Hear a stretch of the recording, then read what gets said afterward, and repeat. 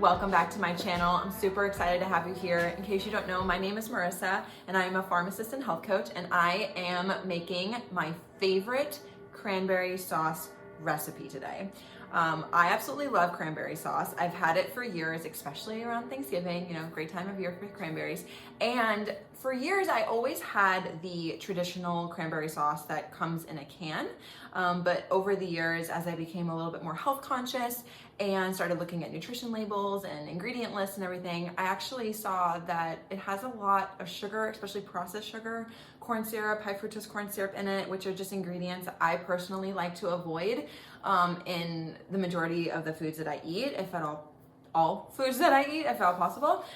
So I decided that I wanted to not give up on my cranberry sauce because I love cranberry sauce and I didn't want to give it up. I am not about restriction, no dieting here, nothing like that. So I just decided, I was like, okay, I'm going to figure out how to make it myself. And you guys, once I started experimenting with different recipes online, I actually saw that it really is not as intimidating as I thought it was to make my own cranberry sauce. And this one here that I made just a few days ago on Thanksgiving was by far my favorite recipe to date with this cranberry sauce. It is warm, it is cozy, and it's perfect on a day like today, which is like the quintessential chilly winter, windy, rainy day, which is not super fun to be outside today. I went for a walk and it didn't last very long because I was so cold. But anyway, so this is gonna be wonderful to have. You could do so many things with this cranberry sauce recipe, you guys. You can put it with granola and put it on yogurt. You can put it on top of like French toast or pancakes.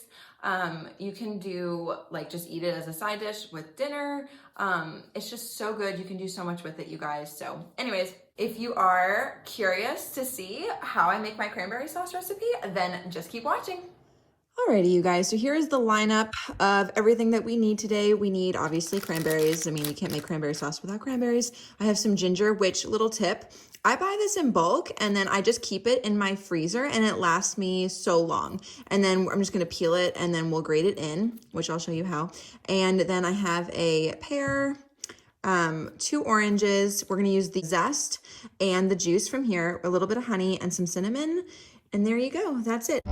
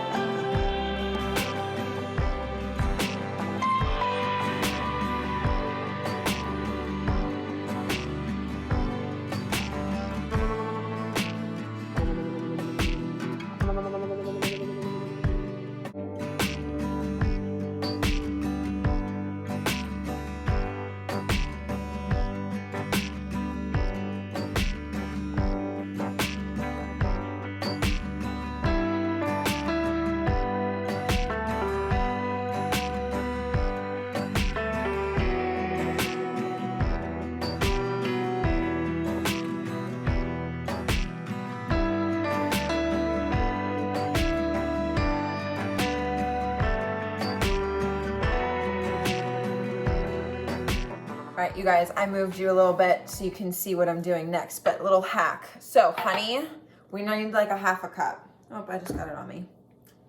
Okay, we need like a half a cup of honey, okay? So if you put your honey in here, it's gonna stick and have a really hard time getting out. So what I do is I take a little bit of coconut oil and I just rub it around the sides and on the bottom of there. There's no actual coconut oil in this recipe. We're just kind of greasing this cup so that the honey just comes right out.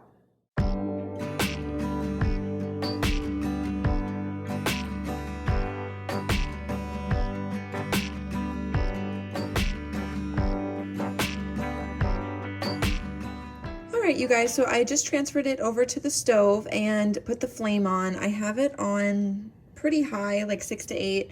Here on mine, it's like medium to high, something like that. We want it to start to boil, and then we'll lower the heat and let it simmer for a little bit until all the cranberries start to pop and everything just like combines, and it'll be really good. All right, so you see it comes now to a boil. Some of them are already popping.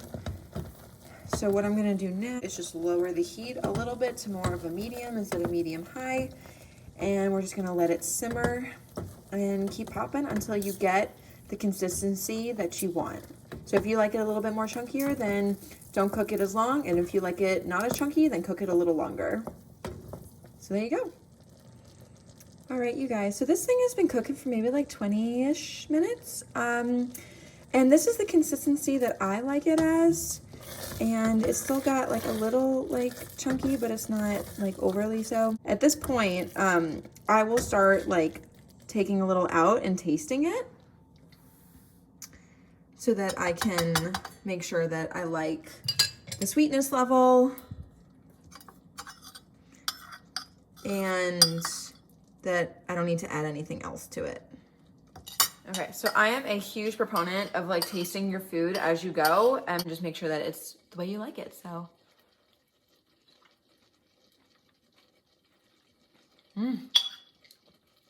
Oh, that's so good, you guys.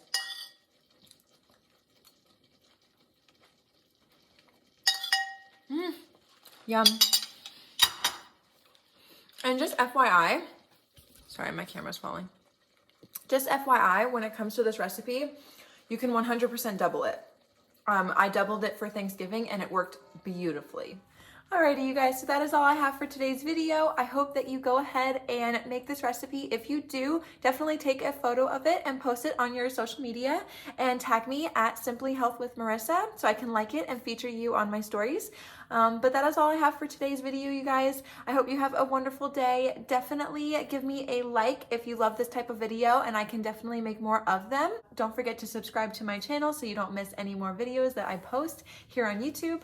And I hope you guys have a wonderful day. Bye!